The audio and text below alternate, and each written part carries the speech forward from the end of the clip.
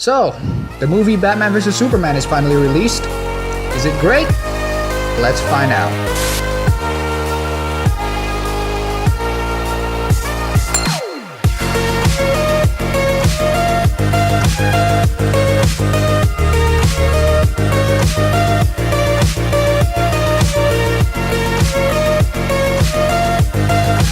So Batman v Superman is more of a Batman story than Superman story. In this universe, Bruce Wayne, played brilliantly by Ben Affleck, was among the many direct spectators of what Superman has done in Metropolis back in Man of Steel. Actually, no, he's among the many lucky idiots of that incident because I just literally see the 2012 chase sequence, except the driver was Bruce Wayne, the idiotic paranoia-driven lunatic who is even luckier than that Mormon kid who survived the 3 terrorist bombings. Anyway, Bruce thinks that Superman is a threat to the whole nation and thus begins the entire world versus Superman. Look, the destruction of Metropolis is something that is completely ignored in Man of Steel, but Zack Snyder has to jump in and fix it and patch it immediately, so that the writers who complains about it got the vibe that, hey, it's actually probably intentional from the director himself.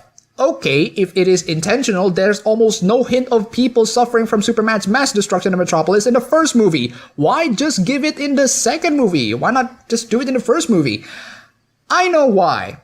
Because Zack Snyder is a very sloppy, unfocused director. He's good at adapting stories that are complete, which is why I love Watchmen and 300, but not really that good when trying to make up new stories. He doesn't acknowledge the consequences, or at least be skeptical when directing stories like this. All he wants is to bring in more action scenes. He needs direction. Ironically, I went into this movie incredibly skeptical because my expectations are very low. I want this movie to impress me and at least surprise me with a thing or two. Alas, the movie does not impress me. My low expectations stay low throughout this entire movie. Since this is my review, I might end up talking about things that personally bother me. So if you have watched the movie and you find the issues that I talked about not bothering you at all, good for you. But unfortunately, this is my review, and in this video, I have the right to judge this movie. I am 1 hour into this movie, and honestly, nothing happens. The first hour of this movie consists of what's best described as 60% pointless dialogues, 30% action, and 10% director wank. When I say pointless dialogues, I mean 30% speeches, 60% expositions, and 10% actual characterization. This movie is 2.5 hours long. The fact that I actually say that this movie doesn't have meaningful dialogues in that lengthy amount of time span is a pretty freaking major problem. This movie is riddled with absolutely meaningless, heroic, motivational speeches that makes Oliver Queen groan. This is a huge problem, especially when the focus of your movie is concerning Superman's relationship with humanity. We're not playing politics here. If you genuinely want to play politics, for the love of God, talk! Well, you're an oversized klutz and your feet smell like motor oil. You're bossy, you're rude, you got no taste in music.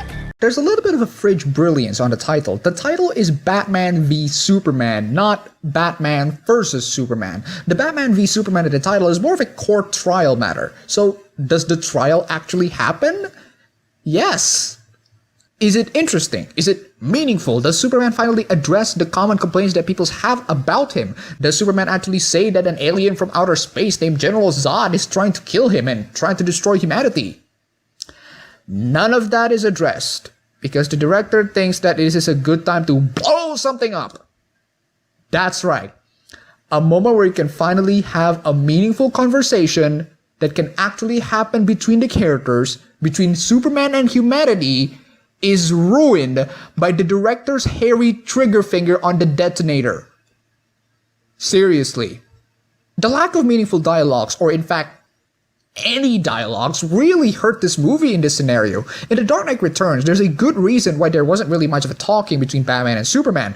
They have a relationship prior to the story and they understand each other's viewpoints. And even then, they have a lot more dialogues in that 2-hour direct-to-video movie compared to this entire movie. This freaking movie doesn't even start a relationship between Batman and Superman. Tons of things can just work out so well if Batman and Superman just stop for a moment and talk. Instead, during the scene where Batman is chasing off criminals on his Batmobile, Superman stops him out and he's like, "Consider this a warning," and just fly off.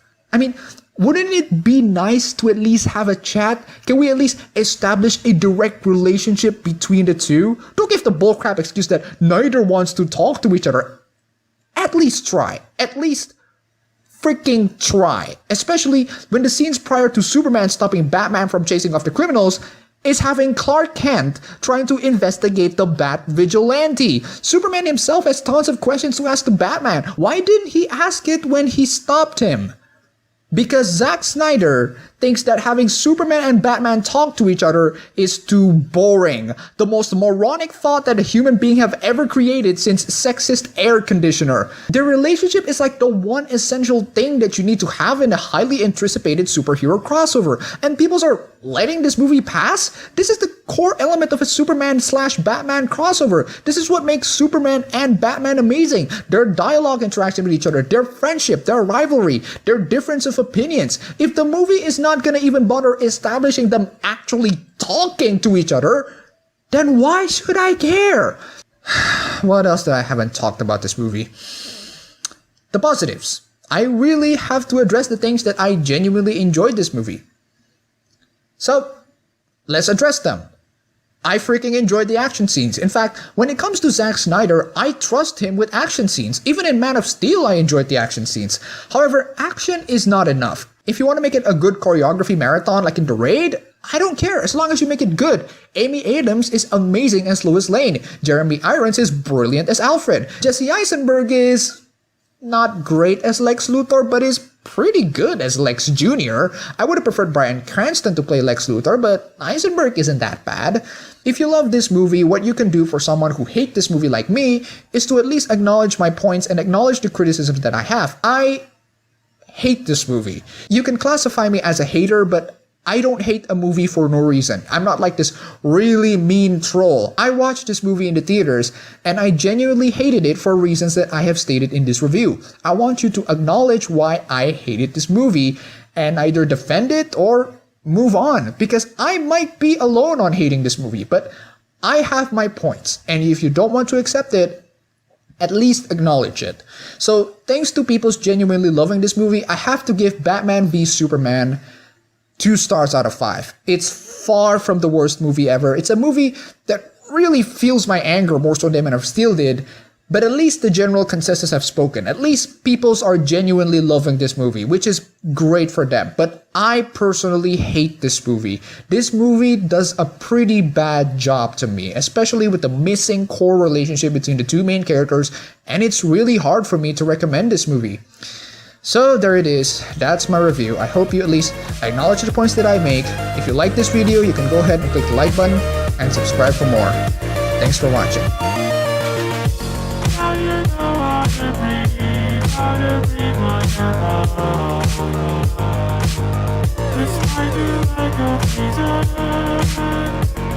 You can recover your sanity.